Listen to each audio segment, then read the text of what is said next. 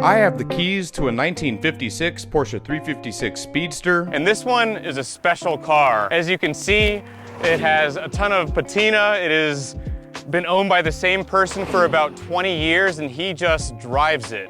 And that's what we like to see. Well, Speedsters, don't they have a lightweight soft top? Well, this one did, but right now it has a glass bar hard top, which I happen to think is a very good looking piece. And I would run it on that car if I owned one. It has some components from a 1964 356C. And what that means is it got the engine, it got the transmission, and it got the disc brakes. More power, better stopping, better shifting. This particular motor actually has bigger pistons and a lightweight crankshaft. It's 1,883 cubic centimeters. And it also has a full flow oil system to make sure that it does a better job of filtering the oil than when it came from the factory. So on the inside, you'll also notice that it has a lot of patina because it's been driven, it's been used, and it has not been restored.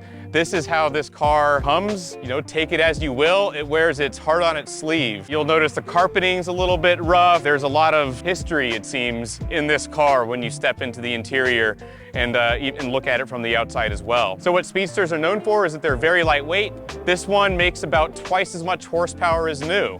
So when new, this car had about 60 horsepower. Now it makes over 100. The owner thinks somewhere between 100 and 120 horsepower. So I'm very excited to drive this thing. And with that, here we go, and I'm gonna give you my impressions.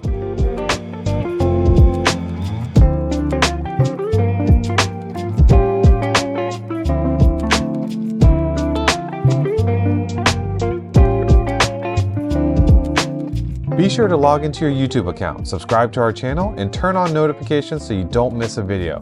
Best of all, it's free to do so. Okay, so 356s, this is before you had the key on the left-hand side, so it's just like your normal everyday car. That is an extremely long throw.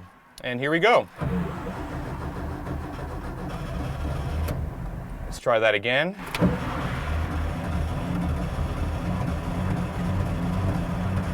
Owner is telling me to give it throttle. There we go, and it springs to life. Yeah, so the first thing you have to keep in mind with these older cars is that they operate and work a lot differently than new cars do. A lot of things are different. For example, when you're turning on the car, just giving a little bit of gas is what the car needs. Yeah, this is definitely an experience. So yeah, right now, you know, if I had a little bit more time, I would definitely try and get the seat to go forward, but this is not one of those days to do that. So I'm going to drive it hunched over a little bit and try and have a little bit of fun. That's an extremely long shift throw.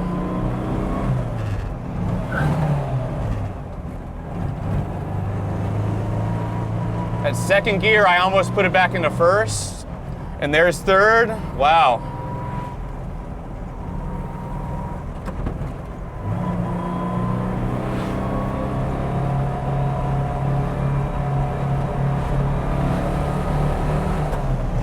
Oh yeah, and third is way off over there and to the left. So you can probably tell I'm using all my brain power to concentrate here. All right, so that was about almost 5,000 RPM. The steering is extremely light. Now I'm gonna put it into third. You know, it feels like a much more modern car than you would think a 356 would be, to be honest. Now, getting used to how this car shifts is going to be the tough part. There's a little backfire, but it drives really well. It drives newer than it is.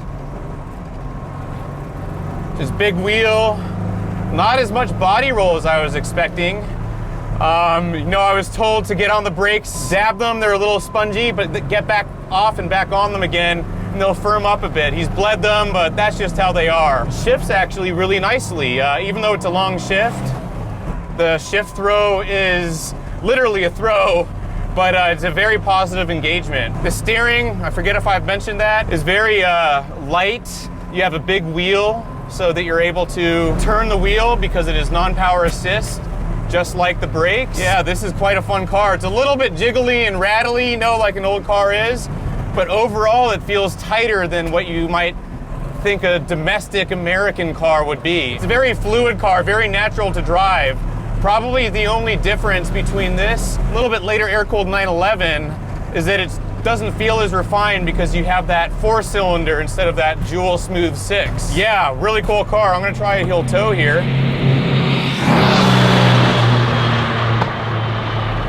Yep, on the brakes.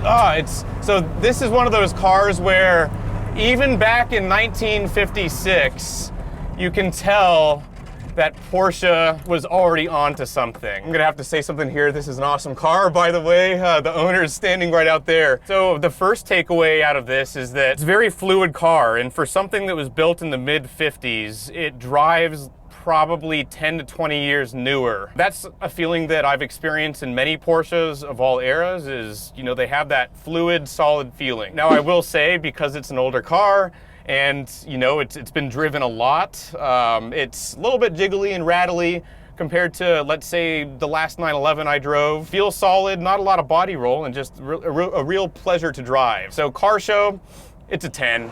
I was thinking of giving it a 9.5 or a 9.25, but as soon as the owner parked this car and I started to get B-roll and shoot the car, we had, I kid you not, 3 or 4 cars parked here with about 6 or 7 different people just coming up to ask him, hey, what is this car? It's so cool. Do you know this guy? You know, and yeah, so this is a 10, definitely. If you bring this to a car show, people are going to stop by and take a look. A lot of people. Daily driving, I would think you could maybe daily drive it as long as I had the seat up a little bit more. As it is for this test drive, this would be probably more of a weekend thing because I was really actually throwing the gear into third and moving my whole body to do so. And that's not gonna be something you're gonna wanna do in stop and go traffic or on the daily grind. I'm gonna give this a 4 for daily driving. It just does not, it's small, it's hard for other people to see. This would not be a pleasure to daily drive. It would be a little bit scary. For road tripping, I think that this would be a 5 or 5.5 for road trip. So let's say 5.25. Because it can do it, it's not super comfortable with how the seats are, and there are probably some things you can do to make it more comfortable. This is a car that you probably take out and enjoy close to home, and I certainly would not want to be stranded in a car like this. Now, fun factor is also going to rate highly. It's not going to be a 10. I'm going to give this one a 9. Another high score from me. It feels like it wants to be driven. It's perky, it wants to get up and go. It doesn't seem to have a ton of body roll. The throttle is responsive, the steering's really responsive, and everything just seems very linear. And it's another one of those cars where the fun factor would increase if I was able to move the seat a little bit closer. It's just a pleasure to drive, and it drives much newer than 1956. Those are my ratings. So thank you for joining me for this 1 mile review. If you like this video, please hit the like button on the video. And if you like content like this, please subscribe to the channel. We're trying to get to 100,000 subscribers as soon as we can. And we'd love you to help us reach that milestone. And with that, until next time.